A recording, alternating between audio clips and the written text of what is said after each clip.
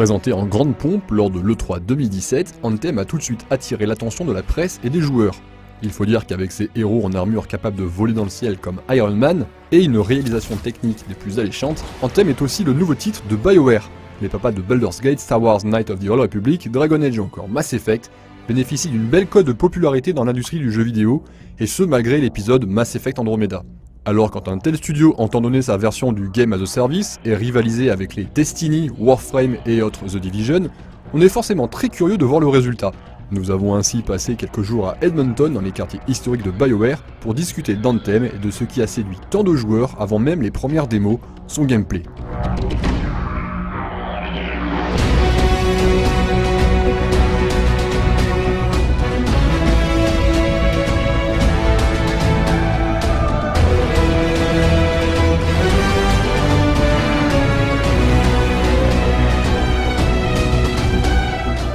À plus d'un titre, Anthem incarne une sorte d'anomalie dans l'histoire de BioWare. Jusque-là, le studio avait l'habitude de commencer ses projets en imaginant un monde, un univers, des personnages. Le gameplay venait plus tard. Pour Anthem, c'est presque l'inverse qui s'est produit. Après avoir délivré le dernier DLC de Mass Effect 3, les équipes de BioWare Edmonton se sont mis au travail, tandis que leurs collègues de Montréal posaient les premières lignes de code de Mass Effect Andromeda. La mission du studio principal ? Concevoir une nouvelle licence, une licence d'un nouveau genre pour le studio, comme nous l'expliquait Jonathan Warner, le réalisateur d'Anthem.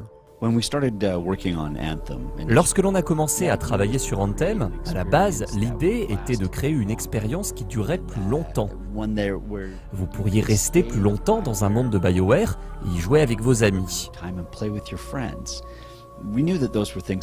On savait qu'il y avait des choses que l'on voulait faire, et on savait qu'on voulait faire ces choses différemment de ce que l'on avait déjà essayé sur Mass Effect et Dragon Age. C'était des modes de jeu séparés, et cette fois, on voulait que ce soit tout le jeu.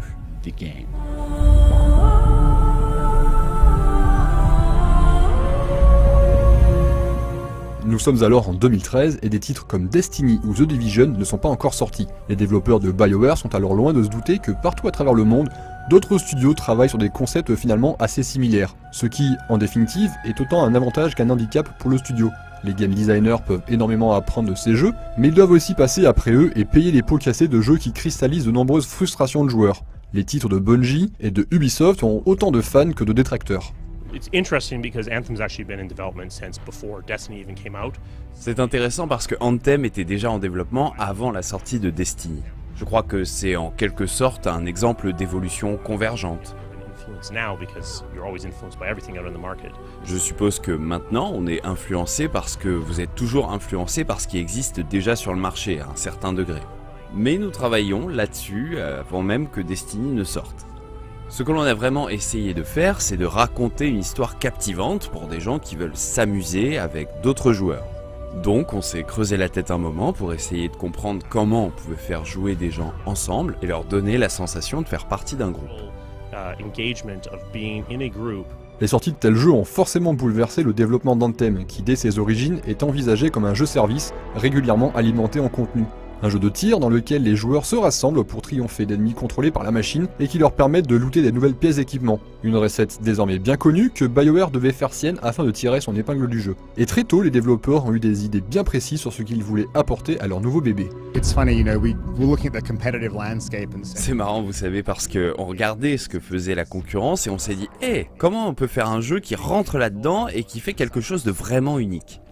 Et donc la première grande idée, ça a été l'idée de combat super-héroïque. Si vous êtes un super-héros, vous allez toujours de l'avant. Vous ne vous couvrez pas, vous plongez dans l'action et vous faites des trucs incroyables. Et donc on voulait avoir un but pour tout ça, tout en équilibrant avec quelque chose qui soit emprunté de réalité. Pour que vous puissiez vous le représenter, genre « Hey, si j'avais un exosquelette, je pourrais faire ces trucs super-héroïques incroyables. »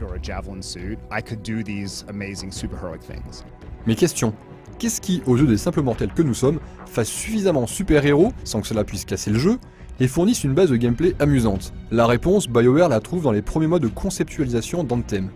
Il faut que les personnages contrôlés par le joueur puissent voler. Voler, tout le monde aime ça, c'est même l'un des plus vieux rêves de l'homme. La raison pour laquelle on a choisi le vol, c'est que c'est au cœur du fantasme d'être un super-héros. Si vous voulez ressentir l'impression d'être un super-héros, qu'est-ce qui est le plus important ? pouvoir voler. La possibilité de pouvoir bouger très rapidement dans les environnements et voir les choses du point de vue d'un oiseau. Et plus généralement, bouger rapidement, c'est vraiment au cœur de ce qu'est le jeu. Donc, il fallait qu'on réussisse les phases de vol, on s'est énormément concentré là-dessus dès le départ.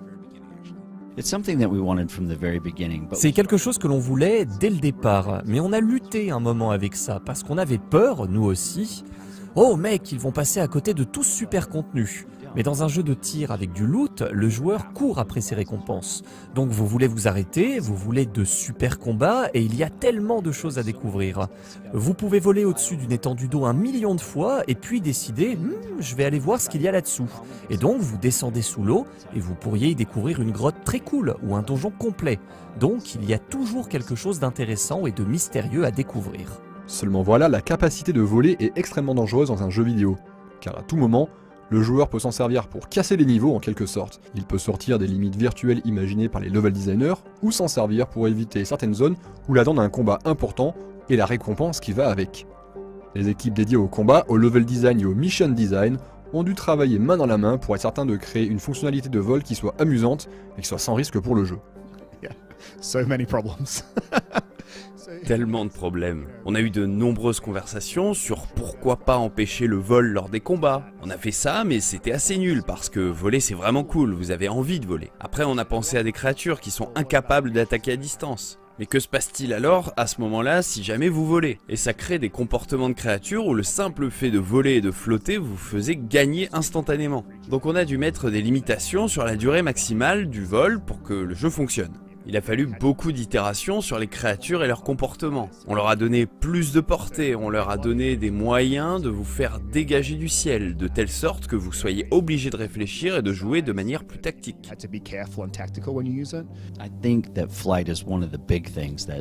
Je crois que le vol est l'une des grosses choses qui nous mettent à part, parce que cela nous permet vraiment de penser le monde d'une façon différente.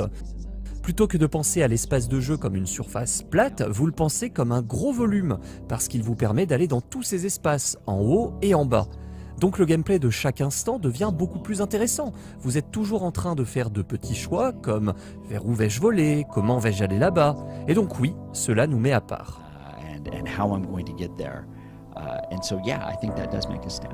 Car outre ces phases de tir, Anthem insiste énormément sur l'exploration. Cette exploration et le plaisir de découvrir le monde imaginé par BioWare fait partie intégrante du gameplay du jeu, ce qui le rapproche plus facilement des précédents titres du studio, ou de jeux comme The Legend of Zelda Breath of the Wild, plutôt que de Destiny de The Division.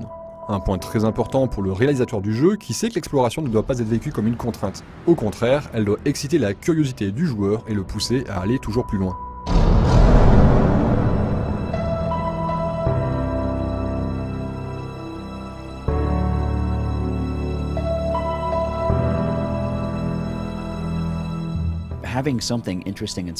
Avoir quelque chose d'intéressant et de spécial partout où un joueur peut aller, c'est un très gros challenge, c'est vraiment dur. Une part du challenge, ou de la récompense pour les explorateurs, c'est quand vous voulez aller quelque part, c'est d'abord de les récompenser avec une superbe vue et faire en sorte qu'ils soient satisfaits d'un point de vue esthétique. Il faut qu'il soit « Waouh, c'est joli, il y a une belle vue, c'est élégant ». Il faut être capable de poser quelques éléments d'histoire, là, dans le monde. Que ce soit un javelin complètement explosé au sommet d'une montagne, ou que le joueur pense « Waouh, qu'est-ce qui est arrivé ici? Comment ce mec est arrivé là ?»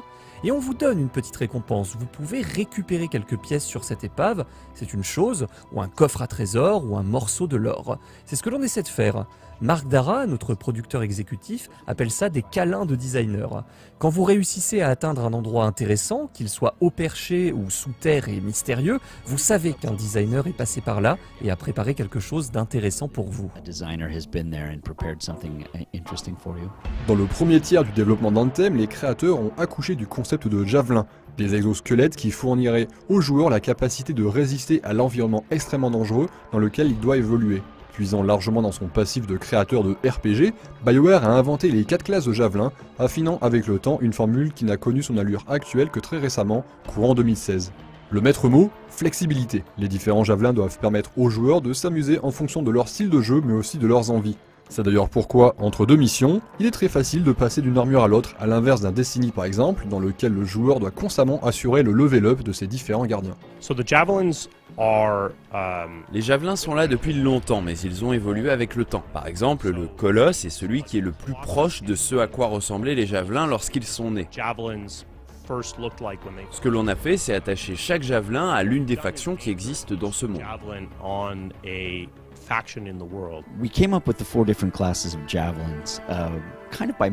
On a imaginé le système de classes des javelins en les reliant aux classes traditionnelles des RPG pour commencer.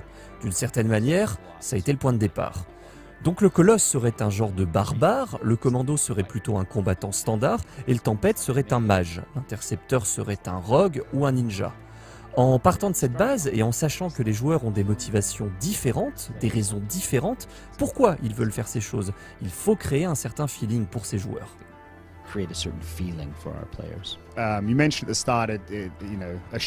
Vous avez mentionné le style, un jeu de tir à loot, c'est la philosophie ici. Et on pense que ce qui est important, c'est la customisation du style de jeu, de manière à ce que vous puissiez jouer de différentes façons. La première chose ici, c'est que l'on voulait s'écarter des rôles définis, afin qu'il n'y ait pas un tank, un support, un DPS, un healer, etc. On voulait que les javelins aient tous des thèmes, donc le colosse est celui qui est lourdement protégé, c'est le moins agile et il a une grosse puissance de feu. Mais si vous voulez jouer un colosse à distance, c'est tout à fait possible. Des équipements le permettent, comme le mortier et le railgun qui vous permettent de jouer plus loin et que vous pouvez utiliser comme un fusil. Ou alors vous pouvez jouer un colosse de combat rapproché. Vous pouvez utiliser le lance-flamme, vous pouvez utiliser votre spirale de choc, vous pouvez utiliser votre fusil à pompe, etc. Et c'est une philosophie très importante. Et en faisant ça, on se demande comment construit-on assez de toutes ces variantes pour que vous puissiez avoir différents styles de jeu. Les designers ont ainsi conçu de nombreuses armes, des dizaines de gadgets pour venir équiper chacun des javelins du jeu. L'idée est d'offrir suffisamment de possibilités pour que les joueurs y trouvent leur compte en fonction de leurs envies, de leur façon de jouer ou plus simplement du challenge qui se trouve face à eux. Car Anthem est un jeu coopératif dans lequel les joueurs doivent se serrer les coudes pour vaincre, et c'est en combinant leurs attaques que les javelins délivrent toute leur puissance. BioWare espère qu'ainsi le jeu révélera une profondeur et une richesse qui n'existent pas chez la concurrence. Ce que l'on a cherché à faire avec nos javelins, c'est de créer un système qui permette liberté et flexibilité, plutôt que ce soit « ok, tu es le tank, tu es le DPS et tu es le healer », ce genre de choses. Plutôt que d'avoir une structure rigide de ce genre, on voulait quelque chose de plus fluide, pour que vous puissiez jouer à votre manière. Donc on a imaginé le système de combinaison, avec les primaires et les détonateurs. Si on joue en équipe, disons que je suis le tempête, alors ce que je vais essayer de faire, c'est de préparer tout le monde pour de bonnes opportunités de combo. Donc je vais choisir des pouvoirs d'électricité et de glace, parce qu'ils préparent les ennemis pour des combos. Dans une équipe, le commando et le colosse vont pouvoir faire de gros combos.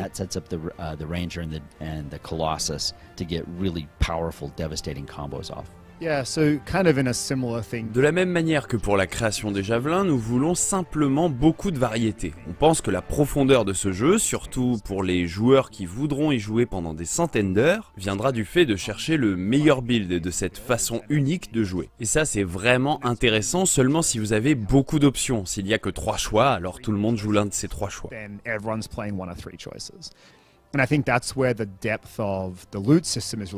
Et c'est là, je crois, que la profondeur du système de loot va vraiment compter. Parce que de cette manière, vous allez vouloir chercher les builds les plus intéressants, ceux qui ont des synergies les uns avec les autres. Par exemple, on a un build avec le commando, avec lequel il existe un objet qui fait que lorsque vous planez, les cooldowns sont réduits de moitié. Si vous utilisez un lance-roquette, il buffera les dommages de votre roquette de 50%. Donc je plane, les cooldowns de mes équipements sont réduits de moitié, j'utilise ma roquette, et le missile fait 2 fois plus de dégâts. Ça crée un style de jeu pour vous. Ensuite, vous voulez récupérer de nouveaux équipements pour votre javelin qui vont vous permettre de flotter plus longtemps, parce que lorsque vous flottez, vous êtes super puissant. Donc vous construisez un build qui va vous permettre de planer plus longtemps.